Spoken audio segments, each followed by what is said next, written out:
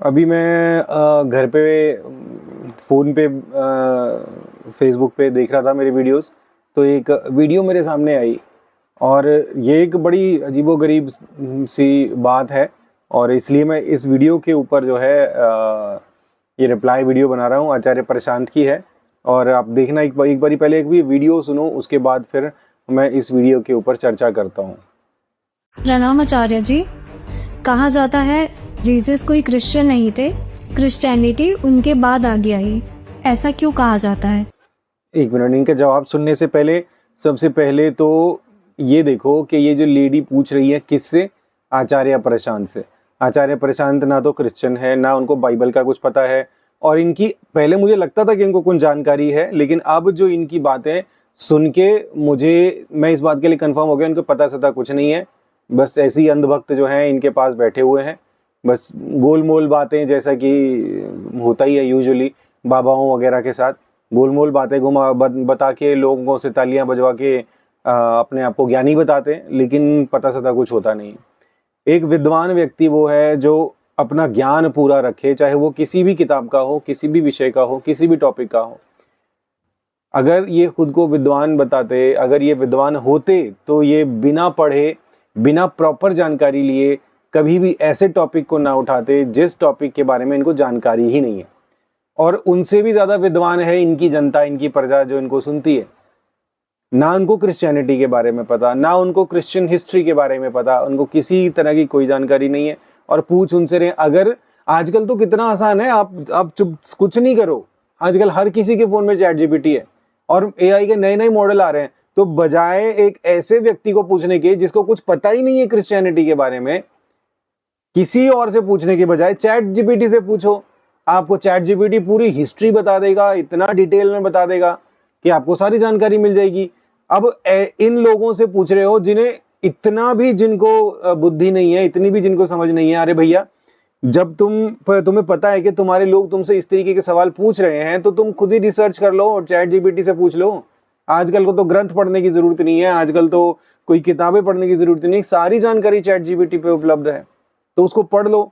लेकिन फिर भी वैसी ही इनकी जनता और वैसे ही ये। अब बात सुनो पूरी इनकी, अब आगे बात सुनो। इतने बड़े शहर में 11 कुल उनको सुनने वाले थे। 11 लास्ट सफर, वो पेंटिंग तो देखी है ना, वो कुल वहां पे बैठे हुए हैं 11 जने। या आज की भाषा में कहूं तो जीसस का यूट्यूब चैनल है और 11 फॉलोवर है। अब इससे बड़ी जो मूर्खता की बात है ना, वो मुझे लगता नहीं है मैं किसी और से सुनूंगा। मतलब ये कैसे तुम्हें पता चला कि जीसस क्राइस्ट के 11 चेले थे? ये तुम्हें किसने बताया? क्या तुमने किताब पढ़ी या तुमने किसी और से सुना, अपने ही जैसे किसी महान विद्वान से, जो ऐसे ही दाढ़ी बढ़ा के वो सा लगा के ही अपने आप को विद्वान बताते हैं, उसी से किसी से सुना होगा। जीसस क्राइस्ट के सिर्फ 11 लोग नहीं थे, जीसस क्राइस्ट के पास सिर्फ चेले नहीं थे, जीसस क्राइस्ट के आसपास हजारों हजारों लोगों की भीड़ होती थी। वो लोगों को हाथ रखते थे और लोगों की जन्मजात रोग चंगे हो जाते थे, उनकी बीमारियां ठीक हो जाती थी। जिनकी आंखें थी ही नहीं बचपन से, उनकी आंखें ठीक हो जाती थी। जिसने कभी जिंदगी में चला नहीं है, वो चलने लग जाता था। जीसस क्राइस्ट ने ऐसे काम किए जो किसी भी मनुष्य के लिए असंभव है, जो सिर्फ और सिर्फ एक ईश्वर ही कर सकता है। जीसस क्राइस्ट ने ऐसे काम किए। ये काम कृष्ण ने नहीं किए। कृष्ण ने, जो उसकी काल्पनिक किरदार है, बाय द वे, राम जो कि काल्पनिक किरदार है, सत्य से इनका कोई वास्ता नहीं है, ठीक है। और जितने भी जो हिंदू गॉड्स हैं या दुनिया में और जितने भी गॉड्स हैं, किसी भी देश, किसी भी धर्म, किसी भी जितने भी गॉड्स हैं, सब के सब जो काल्पनिक गॉड्स हैं, जो माइथोलॉजी है, जिसका सच्चाई से कोई वास्ता नहीं है, उन्होंने भी इस तरीके के काम नहीं किए, क्योंकि उनके बस की है ही नहीं।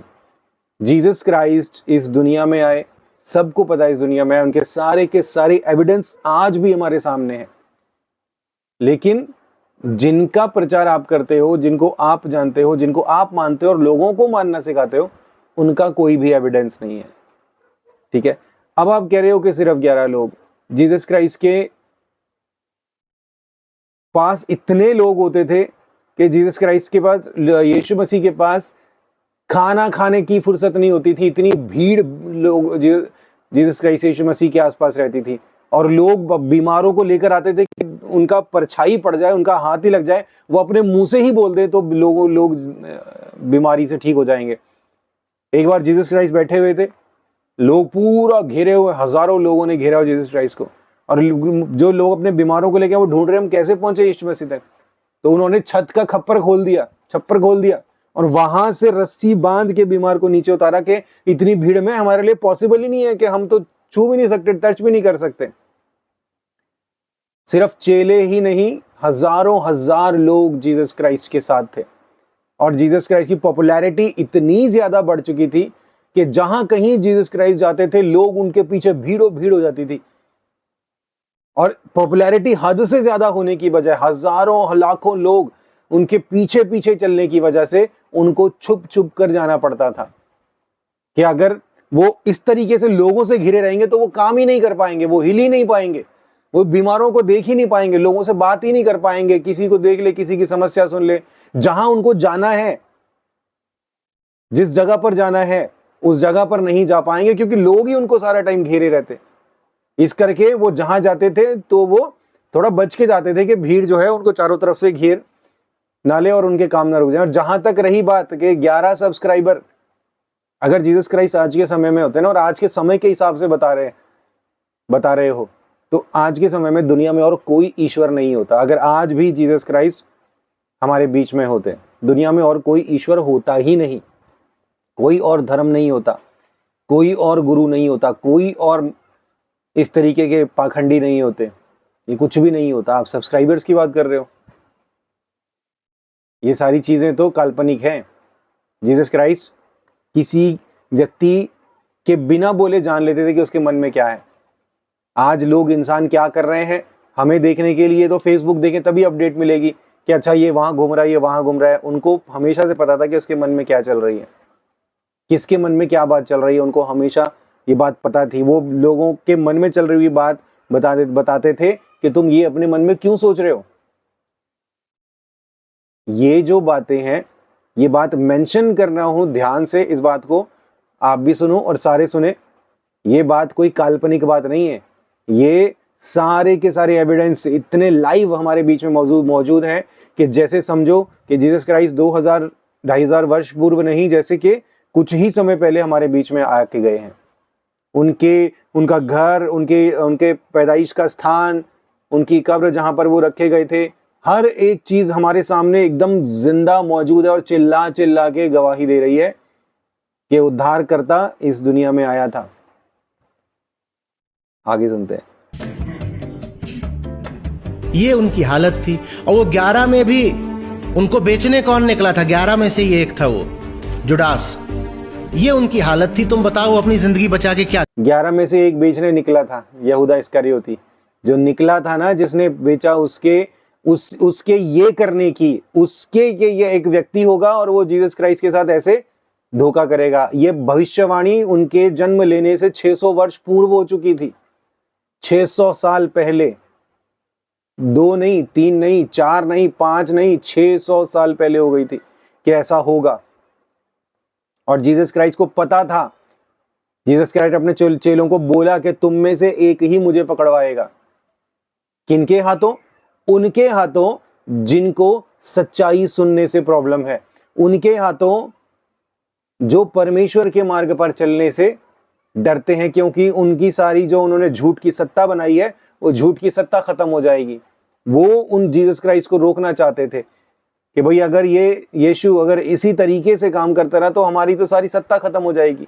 हमने जो झूठ बोल कर, मक्कारी करके, धोखेबाजी करके, हमने जो इतनी फैन फॉलोइंग, इतनी पॉपुलैरिटी, इतना पैसा कमाया है, हम तो झूठे साबित हो जाएंगे सबके सामने।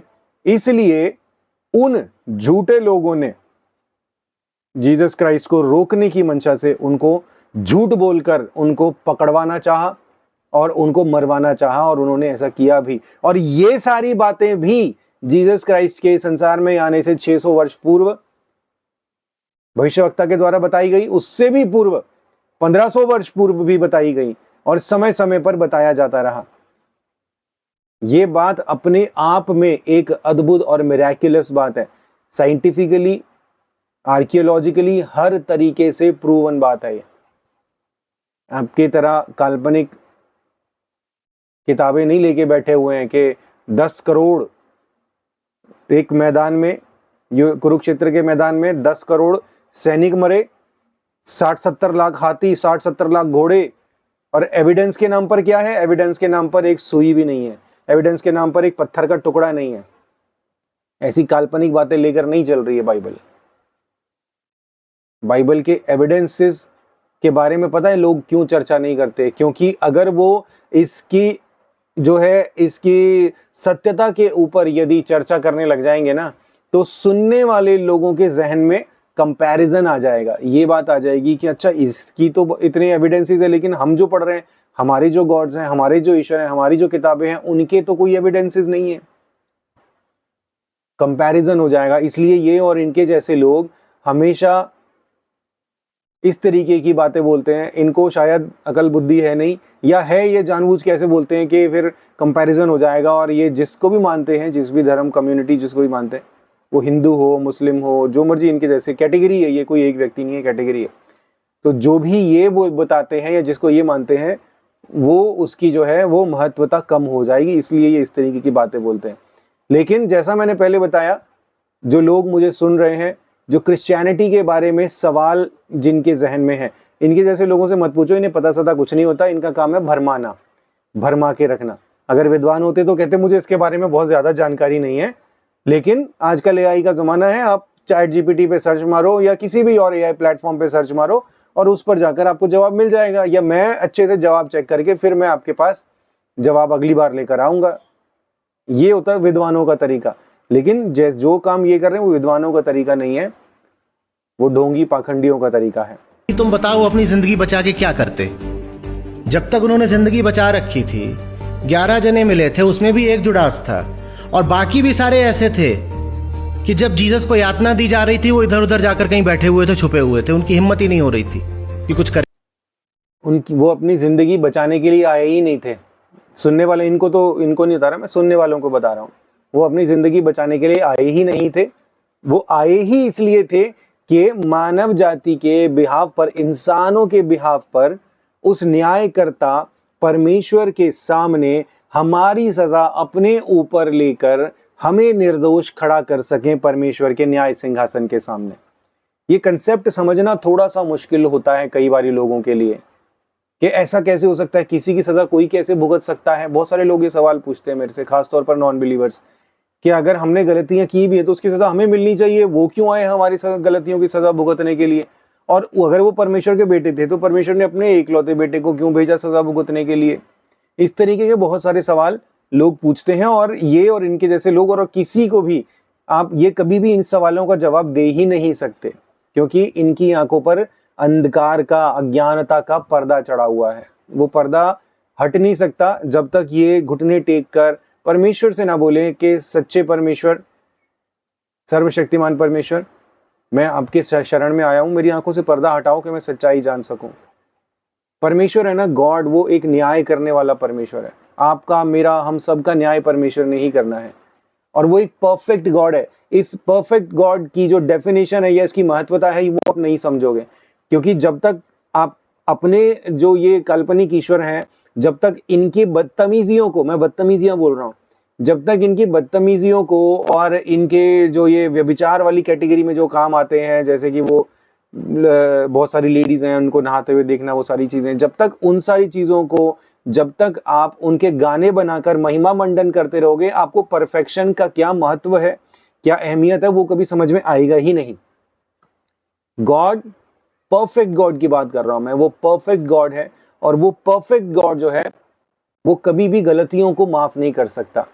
लेकिन वो परफेक्ट गॉड, परफेक्ट होने के साथ साथ एक लविंग फादर भी है। तो उस परफेक्ट गॉड को जज भी करना है, प्यार भी करना है, माफ भी करना है। वो बिना गलती की सजा दिए छोड़ नहीं सकता। गलती हुई है तो उसकी सजा भुगतनी पड़ेगी, लेकिन वो प्यार भी करता है तो मार भी नहीं सकता। तो वो क्या करता है, वो कहता है कि मैं खुद को ही, अपने ही अंश को, या दूसरे शब्दों में मैं खुद को ही, अपने ही बेटे को मैं दुनिया में भेजूंगा। वो मनुष्य रूप धारण करेगा, पूरी परफेक्शन के साथ जीवन जिएगा, पूरी 100% परफेक्शन के साथ जीवन जीकर वो एक एग्जाम्पल सेट करेगा, और उसके बाद क्या होगा, फाइनली वो सारी जितनी भी गलतियां, उन सब गलतियों के लिए, मनुष्य जाति की सभी इंसानों की सारी गलतियों के लिए क्रूस पर अपनी जान देगा। क्रूस पर जान देना भी जरूरी था। इसके बारे में अगर आपको और जानकारी चाहिए तो आप मेरी जूम मीटिंग में जुड़ो। मैं जूम मीटिंग लेता हूँ, रात को 9 बजे होती है। वो जूम मीटिंग में आप जुड़िए, मैं ऐसे ही सवालों के जवाब देता हूँ। लिंक मैं डिस्क्रिप्शन में डाल दूंगा। ग्रुप का लिंक है, उस ग्रुप में 10 या 11 तारीख से जो है मैं नया सेशन शुरू करने जा रहा हूँ। ठीक है, उसमें प्रॉपर ट्रेनिंग होगी, एक एक सवाल का मैं बहुत डिटेल और विस्तार से जवाब देता हूँ। तो आप उसमें जुड़िए और आपको आपके सारे सवालों के जवाब मिलेंगे। प्रॉपर ट्रेनिंग दूंगा, और ये सिर्फ क्रिश्चियंस के लिए नहीं है, कोई भी ले सकता है। हर एक सवाल का जवाब दूंगा, और पक्षपाती उससे नहीं देता मैं जवाब कि मैं, क्योंकि मेरा बिलीव, मेरा फेथ जीसस क्राइस्ट पर है तो मैं सिर्फ जीसस क्राइस्ट को ही ये बोलूं कि हाँ यही बेस्ट है। ऐसा नहीं है। अगर आपको ऐसा लगता है कि आप बेस्ट हो तो आप मुझे बताओ, आप मुझसे बात करो, मुझसे चर्चा करो, मुझे बताओ, और मैं तब उस बात का जवाब ऐसे दूंगा। मैं कभी भी किसी के ऊपर कोई फेथ थोपता नहीं हूँ। ठीक है, तो आप मीटिंग में जुड़िए। मीटिंग में जुड़ेंगे, आपको आपके सारे सवालों के जवाब मिलेंगे, और बेस्ट तरीके से मिलेंगे, और आपको भी पता चलेगा कि हाँ सही जवाब क्या होता है। ये इस तरीके के लोग, बिना जानकारी के कुछ भी बोल देने वाले लोगों के जैसे मैं काम नहीं करता। ठीक है, तो यहाँ पर शुरुआत में उस सवाल का जवाब तो अभी पूरी उसमें दिया ही नहीं, शायद लंबी वीडियो में दिया हो, मैं तो शॉर्ट वीडियो देख रहा हूँ कि क्रिश्चियनिटी जो है वो कैसे कब शुरू हुई जीसस क्राइस्ट के साथ। जीसस क्राइस्ट ने क्रिश्चियन रिलीजन नहीं बनाया, और क्रिश्चियन रिलीजन जो है जीसस क्राइस्ट के किसी चेले ने नहीं बनाया, परमेश्वर ने नहीं बनाया, बाइबल ने नहीं बनाया। जीसस क्राइस्ट जैसे आज हिंदुस्तान, पूरा का पूरा हिंदुस्तान जैसे आज बदल रहा है ना, पूरा का पूरा चाइना बदल रहा है। आने वाले 10-20 सालों में चाइना पूरा का पूरा क्रिश्चियन कंट्री बन जाएगा, और शायद उससे थोड़े या ज्यादा या थोड़े कम समय में हमारा देश भी एक क्रिश्चियन कंट्री बन जाएगा। दुनिया की कोई ताकत रोक नहीं सकती, ये मैं ओपन चैलेंज कर रहा हूँ। तुम जितना मर्जी सताव कर लो, जितना मर्जी परेशान कर लो, जितना मर्जी सता लो, जो मर्जी कर लो, चर्चेस तोड़ लो, जो मर्जी कर लो, क्रिश्चियनिटी को कोई रोक नहीं सकता। क्योंकि जो काम खुदा की ओर से होता है ना, परमेश्वर की ओर से होता है, इंसान की कोई औकात नहीं है उसको रोकने की। तो क्रिश्चियनिटी को कोई रोक नहीं सकता, वो तो होके ही रहेगा। तो जीसस क्राइस्ट के नाम को, जीसस क्राइस्ट की शिक्षाओं को एक रिलीजन में कन्वर्ट करने वाला वो जीसस क्राइस्ट या जीसस क्राइस्ट के चेले या बाइबल नहीं थी, वो रोम साम्राज्य था। रोम साम्राज्य ने, ठीक है, रोम साम्राज्य। जैसे आज हम या पूरा हमारा देश बदल रहा है, प्रभु को मान रहा है, यीशु मसीह को मान रहा है, वैसे ही रोम साम्राज्य जो पहले लंबे समय तक जीसस क्राइस्ट का विरोध करता रहा, उनकी आंखें खुली, उनके सम्राट की आंखें खुली, उसकी आंखें खुली, कॉन्स्टेंटाइन की, और उसने जीसस क्राइस्ट को अपना जो है वो स्टेट रिलीजन पूरा, मतलब जो जितना भी उसका साम्राज्य, ये घोषणा करी कि हाँ ये सबका यही रिलीजन होगा। तुम पहले जिस भी ईश्वर को मानते हो, जो भी मूर्तियां पूजते हो, सब बंद कर दो। हमारे देश में भी ऐसे ही होगा बहुत जल्द कि जिस भी मूर्तियों को मानते हो, जो भी धर्म मानते हो, सब खत्म कर दो। एक ही सच्चा खुदा है, वो है जीसस क्राइस्ट। उन्होंने अंदर की बात को नहीं समझा, पूरी बात, पूरे मैसेज को नहीं सुना, और उन्होंने जीसस क्राइस्ट को ही अपना धर्म बना लिया। तो यहां से हुई क्रिश्चियन रिलीजन की शुरुआत, रोमन कैथोलिक क्रिश्चियन रिलीजन। ठीक है, लेकिन क्रिश्चियनिटी कोई रिलीजन नहीं है। बाइबल में इस तरीके का कोई भी ऐसा कोई जिक्र किसी को नहीं मिलेगा, ना जीसस क्राइस्ट, बल्कि यीशु मसीह तो ये कहते हैं कि मेरा राज्य इस दुनिया का है ही नहीं, मेरा राज्य तो स्वर्ग का राज्य है। तो इस दुनिया में राजा बनने के लिए नहीं, अपनी एक अलग कम्युनिटी बनाने के लिए नहीं, बल्कि पूरी मानव जाति को, भटके हुए लोगों को सच्चे परमेश्वर का रास्ता दिखाना, उनसे जोड़ने के लिए यीशु मसीह इस दुनिया में आए। उन लोगों को जो परमेश्वर को छोड़कर, परमेश्वर के वचन को छोड़कर गोबर खा रहे हैं, तो जीवन का जल पीने की जगह जानवरों का मूत्र पी रहे हैं। इतनी लोगों की बुद्धि भ्रष्ट हो गई है। ये भी नहीं करा कि हमारे गुरु को मार रहे हो तो उससे पहले हम मरेंगे, वो सब इधर उधर हो गए थे। पतरस जो कि प्रभु का चेला था, उसने यीशु मसीह को बोला कि नहीं नहीं स्वामी, ऐसा ना हो, तू मरेगा नहीं, अपनी जान नहीं देगा इस तरीके से। तब यीशु मसीह ने उसको डांटा, अपने चेले को, और बोला हे शैतान दूर हो मेरे सामने से, क्योंकि तुम मुझे वो करने से रोक रहा है जो काम करने के लिए परमेश्वर ने मुझे भेजा है।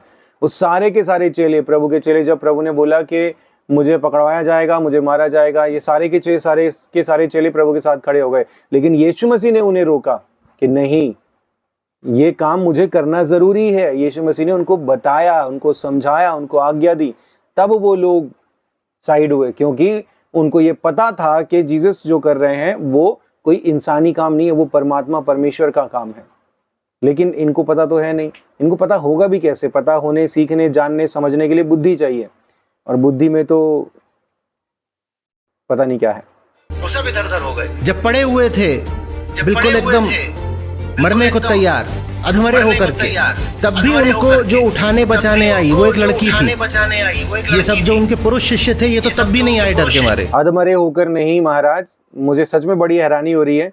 ये इंसान इतना ज्ञान देता है, लेकिन इतने भी मेहनत नहीं करी कि चैट जीपीटी पे सर्च मार लेते। अधमरे नहीं, वो क्रूज पर ही मर चुके थे, कंफर्म किया गया था, वो क्रूज पर ही मर गए थे, और उनकी लोथ यानी उनकी डेड बॉडी को उतारा गया था वहां से, पूरी तरीके से डेड हो गए थे, मर गए थे डर के मारे, या जो भी उनकी और बात रही।